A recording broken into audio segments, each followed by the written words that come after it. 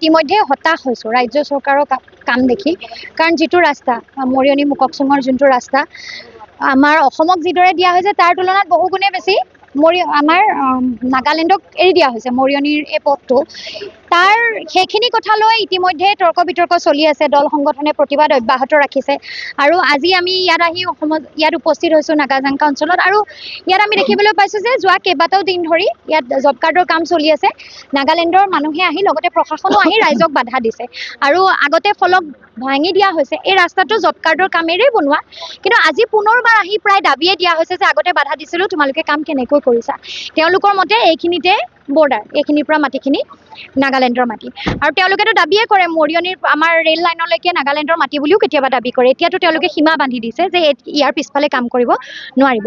আমাৰ মহিলাসকলে আগতেও কাম কৰিছে, এতিয়া কাম চলি আছে। ইয়াত বহুতৰ বাৰী আছে। গতিকে এনে অঞ্চলত যদি আজি দিছৈ ভেলী সংৰক্ষিত অঞ্চলত নাগালেণ্ডৰ মানুহে আহি অসমৰ মানুহক চলি থকা কাম বন্ধ কৰোৱাই, নাগাজাংকা অঞ্চলত আহি মহিলাসকলক কাম বন্ধ কৰিবলৈ ইয়াৰ মানুহক আচলতে খেদি পঠোৱাৰ নিচিনা এটা পৰিৱেশেই হৈছে। প্ৰশাসন আহিছে যদিও প্ৰশাসনে কিন্তু আমাৰ ৰাইজৰ পক্ষত মাত মাতিব পৰা নাই। প্ৰশাসনে ক'ৰবাত আমাৰ মানুহক কামখিনি বন্ধ ৰাখিবলৈহে আজিৰ দিনটোত কৈছে। মহিলাসকল ভয় খাই গৈছে।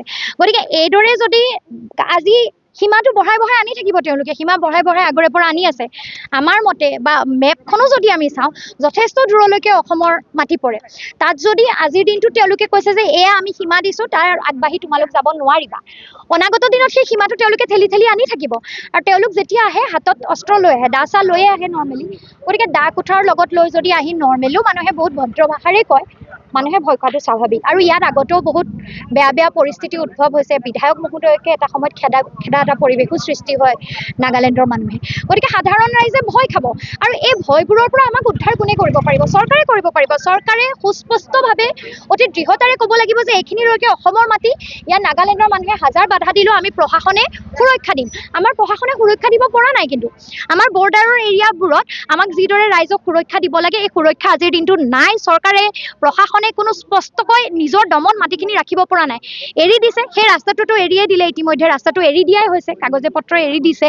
গতিকে হাতে কামেতো আগৰে পৰা ৰাস্তাটো ধৰি ৰাখিব পৰা নাছিলোঁ। এবাৰ অফিচিয়েলিও হস্তান্তৰ নাগালেণ্ডলৈ হৈ গ'ল। বৰ্ডাৰ ৰোড অৰ্গেনাইজেশ্যনে কৰিলে আৰু বৰ্ডাৰ ৰোড অৰ্গেনাইজেশ্যনটোৱে চৰকাৰৰ লগত আলোচনা নকৰাকৈ, অসম চৰকাৰক কথা বতৰা নকৰাকৈ সিদ্ধান্ত এটা লোৱা নাই।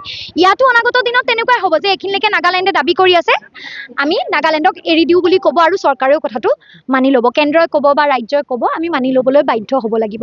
গতিকে এয়া জাতি মাটি ভেটিৰ কথা কৈ চৰকাৰখন শাসনলৈ আহি যদি আমাৰ মাটিকে ৰাখিব নোৱাৰে, আমাৰ খিলঞ্জীয়া মানুহক ৰাখিব নোৱাৰে, আমাৰ শ্ৰমিকসকল আমাৰ খেতিয়কসকলক সুৰক্ষা দিব নোৱাৰে, তেতিয়াহ'লে আমি কাৰ পৰা সুৰক্ষা পাম? আমাক কোনে সুৰক্ষা দিব? এই মহিলাসকল যিসকলে ইয়াত কাম কৰি আছে, বেছি সংখ্যক বিজেপিৰ লগতে জড়িত মানুহ আছে।